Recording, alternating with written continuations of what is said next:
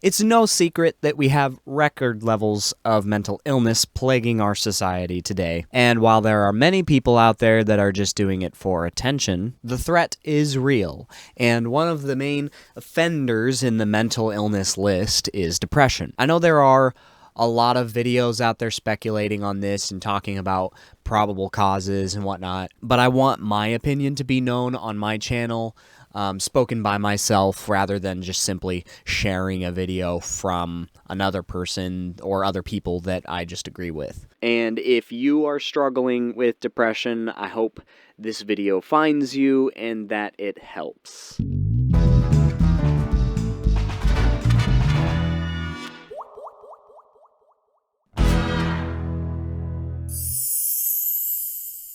I'm going to be kind of touching a lot of different subjects in this video that are all depression related. It's going to go all over the place a little bit, so just bear with me. I'll start off by saying this. I think that there is a history of depression in my family, the kind that wipes entire years from memory and annihilates productivity. So I speak from experience. I have crippling depression.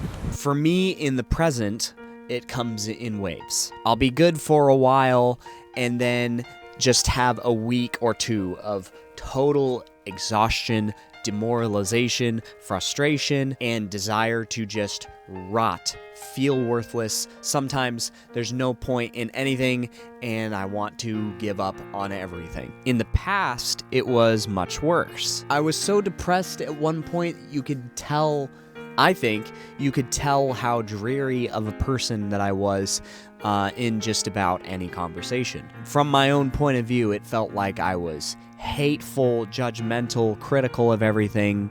I still kind of am. And in conversations that I can remember, I don't think I left them on very high notes. Those periods of my life are also very, very foggy. A while back, my brother said that he can't remember huge portions of his childhood, and whether or not he's gotten those memories back since we had that conversation, I do not know. But without officially going to the doctor and being professionally diagnosed, what we found is that depression is a highly probable root cause of these things, and that it's sort of genetic. In the last video, I talked about how, as a whole, in our civilized, technological state of living, we, in general, have more free time than people have ever had in previous eras, with the most access to tools and resources that no one person could ever comprehend. And we're somehow bored, unable to use that power for good. Well, most people can't.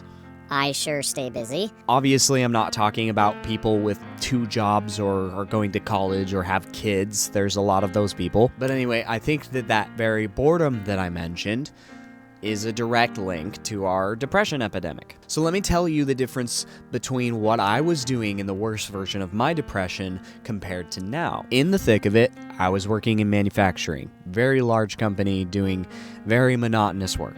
You are just a number getting safety preached at you despite how little they actually care, and most complaints you had just get ignored. I worked there for 3 years doing 12-hour shifts where I hardly got a lick of sunlight, wasn't doing very exertive things, but was still too burnt out on my time off to do anything that I enjoyed. A lot of that free time was spent on social media and playing video games and just consuming and consuming and consuming, all the while not creating anything meaningful of my own. On top of this, for a portion of that time, I was in a long-distance relationship with someone I barely knew or got to spend real time with. There's exceptions for long-distance dating, but you shouldn't do it the way that I did. Versus now, I have a job that isn't very fulfilling, per se, but I get lots of sunlight, physical exercise, and not only am I getting physically stronger and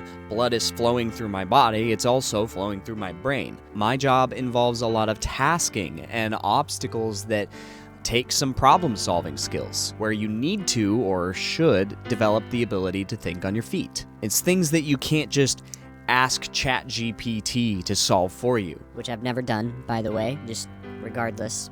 Anyway. Another huge factor now was the decision to uninstall social media from my phone. It's been a few months since I've done that, and I can already tell my just general happiness is up, my attentiveness to my family, my productivity, and I still check Instagram and Facebook on my computer from time to time, but from here, it's much more difficult to be addicted and just get caught up in the doom scrolling thing. So chopping out screen time wherever it's possible, that's always a good thing.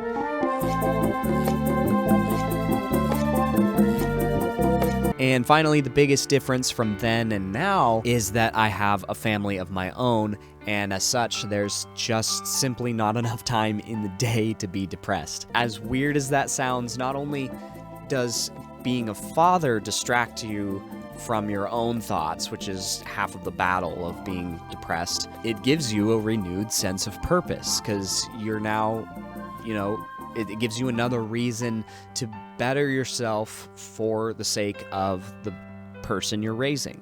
And having an intimate relationship with someone was a central point of my inner conflict. That was a huge thing for me, so having that fulfilled is kind of a big deal. If you're an adult who is depressed and doesn't have a job or kids, here's why having a job might actually help. In my opinion, I think a major part of depression is lack of purpose. While you may not care about a company's bottom line, what you do need as a human is recognition from others in moderation and camaraderie and collaboration with others. You need community and opportunities to exercise your thought patterns, see yourself achieve something, regardless of its magnitude. Work teaches you that your dreams need to be fought for, that your choices have impact, and that nothing of value is free. If you do have a job and you think that that's a primary culprit of worsening your depression, I've been there. And you want to know what I did? I quit my job both times my life started to get really dark. That was worth it for me, but before you go and do the same, you have a lot that you need to consider. You need to take a very close, harsh look at yourself to see where you're truly at in life. So let's get into some of those things. Where are your feelings of hate and or hopelessness or worthlessness coming from? Is it actually from your job, or is it from other things in your life? Here's a big one to start off with. How much news are you consuming? And how are you acting upon it? Because the reality is, humans aren't designed to know what's happening everywhere in the world every second of the day. We barely contribute to our own neighborhoods, if at all. What do you see your brain doing with all of this information? While we can try to convince ourselves that it's good to stay informed, as tragic as an event may be, there's an extremely high likelihood that there is nothing you can do about it, unfortunately. And all it's doing is making you more sad. There's exceptions, of course. Maybe you donated toward the reparations of a major hurricane.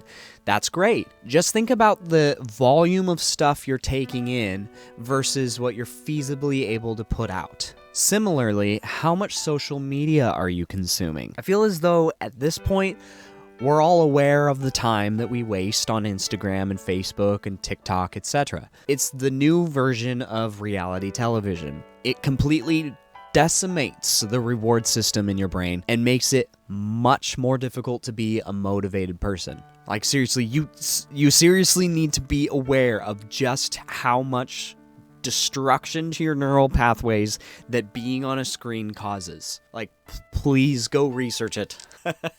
Is there a bad habit that you need to cut? Like weed, vaping, pornography, which is hands down easily the worst one, not even a contest. Are you making good nutritional decisions, eating well, balancing protein with carbs, staying hydrated? Nutritional health has a huge effect on mental illness. That's not something I even have to prove, that's just straight scientific fact. Are you being mistreated in the workplace? Whether it's literal harassment from your coworkers, or you're being very clearly taken advantage of by the model of the business. A company may tell you that you are expendable, but if you are planning to quit, do not be afraid to tell your manager or managers exactly how you really think it is. It can make a difference. And if you really have balls and your company claims to have an open door policy, don't wait until you're planning on walking out the door forever to tell your managers how you feel. Of course, you have to consider the financial aspect as well. Like, can you survive on your money for the next few months or even a couple of years? And this is a huge one. Are you going to have the gumption with your free time from being unemployed to build your future? During my big unemployment gap, I made a website. I began exploring my freelancing options, researching things about music careers, building a portfolio. I for sure was not just vibing on a mountaintop somewhere and doing nothing and finding myself in some weird hippie way. But now that we're stepping into that territory, another huge part for me was my faith. So if you are a Christian, depression is actively assaulting your core beliefs. Having faith in God isn't going to magically solve all of your problems or cure your chemical imbalances. Although that could happen, God could give you a miracle, but you're most likely just going to have to live with a couple of things in your life. But even then, you need to be grounded in Scripture and rebuke depression-based assaults wherever you can realize that it's happening. And also have faith to trust God with your finances if you are considering quitting your job. And then, of course, asking God if quitting your job is the right thing to do. I personally believe that God doesn't usually have a preference on whether or not you quit your job, because he wants you to rely on him for provision anyway. You shouldn't be too comfortable just relying on your own strength and your ability to collect finances, because let's be real, you can't even guarantee that your manager isn't going to fire you tomorrow. But there could be someone specifically at your workplace that God wants you to minister to or something like that. Now, I don't want this video to go too long, so I think I can stop it there.